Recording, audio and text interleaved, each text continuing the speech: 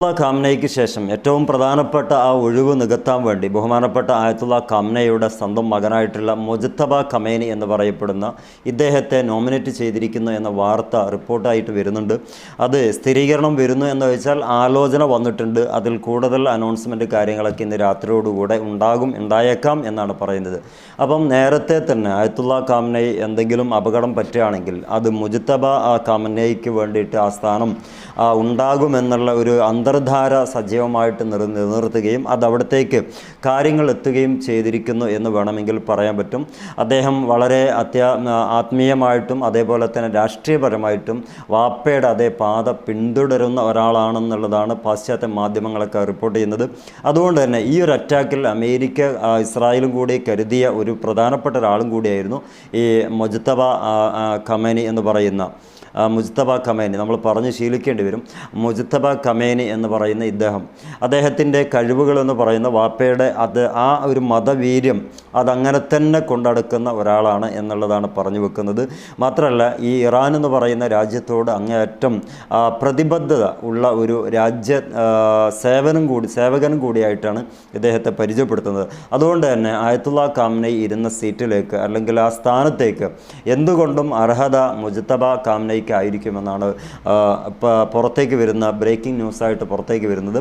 മിക്കപ്പോഴും ആ ലെവലിൽ തന്നെ ഈ ആയത്തുള്ള ഖാംനയ്ക്ക് ആ സ്ഥാനത്തേക്ക് ഇദ്ദേഹത്തെ നാമനിർദ്ദേശം ചെയ്ത് കഴിഞ്ഞിരിക്കുന്നു. ഔദ്യോഗികമായിട്ടുള്ളൊരു പ്രഖ്യാപനം ഇന്ന് രാത്രിയോടുകൂടെയോ അല്ലെങ്കിൽ അടുത്ത ദിവസം തന്നെ ഉണ്ടാകുമെന്നാണ് പറയപ്പെടുന്നത്.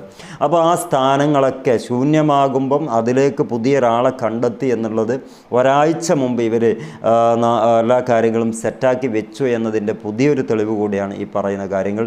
എന്താണെങ്കിലും പുതിയൊരു നേതാവ്, പുതിയ കമാൻഡർ, പുതിയ ഊർജം, പുതിയ തീരുമാനങ്ങൾ, ഇതൊക്കെയാണ് ഇറാൻ്റെ ഭാഗത്തു നിന്ന് വരുന്ന പുതുതായിട്ടുള്ള വാർത്തകളിൽ ഇടം പിടിക്കുന്നത്.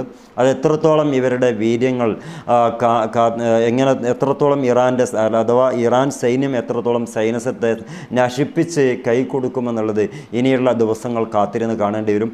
എന്താണെങ്കിലും ഈ യുദ്ധങ്ങളും കൊടുമ്പിരികളും കെട്ടടങ്ങി പെട്ടെന്നങ്ങ് ഇല്ലാതാകൂല എന്നാണ് വിദഗ്ധരായിട്ടുള്ള അനലിസ്റ്റുകളൊക്കെ പറഞ്ഞു വെക്കുന്നത്. കാരണം ഇതൊരു പകയായി മാറിയിരിക്കുകയാണ്. ഷിയാക്കളെ സംബന്ധിച്ചിടത്തോളം പക മൂത്താൽ വളരെ ബുദ്ധിമുട്ടാകുന്നത് അറേബ്യൻ രാജ്യങ്ങൾക്കും അതേപോലെ തന്നെ ഈ ഇസ്രായേലിനുമായിരിക്കുമെന്നുള്ളതാണ്. അത് തന്നെയായിരിക്കും അമേരിക്ക കാത്തിരുന്ന് കണ്ടതും. ഇവരെ ഒരു പകയുള്ള ഒരു രാജ്യമായിട്ട് അവിടെ നിലനിർത്തി കഴിഞ്ഞാൽ സജീവമായിട്ട് മിഡിൽ ഈസ്റ്റിലുള്ള എല്ലാ രാജ്യവും ഈ അമേരിക്കയുടെ പിന്തുണ ആഗ്രഹിക്കുകയും നിർബന്ധമായി അമേരിക്കയുടെ സഹായം തേടുകയും ചെയ്യുന്നിടത്തേക്ക് എത്തിക്കുക എന്നതായിരിക്കാം.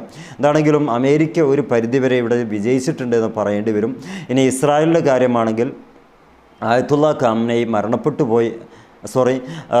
നമ്മുടെ നെതന്യാഹു വധിക്കപ്പെട്ടു എന്ന വാർത്ത അനോണിമസ് ആയിട്ട് ഒട്ടനേകം മാധ്യമങ്ങളിൽ കാണുന്നുണ്ട്. എന്നാൽ അവിടുന്ന് ഒരു റിപ്പോർട്ടും പുറത്ത് ഇതുമായി ബന്ധപ്പെട്ട വന്നിട്ടില്ല എന്നതുകൂടി നമ്മൾ കൂട്ടി മനസ്സിലാക്കേണ്ടതാണ്. ഇനി ഏതായാലും മുജ്തബ ഖാംനൈ നല്ല രീതിക്ക് നയിക്കട്ടെ എന്ന് നമുക്ക് ആശംസിക്കാം. പുതിയ വീഡിയോ ആയിട്ട് നമുക്ക് കാണുന്നത് വരെ wish all the best. Good bye.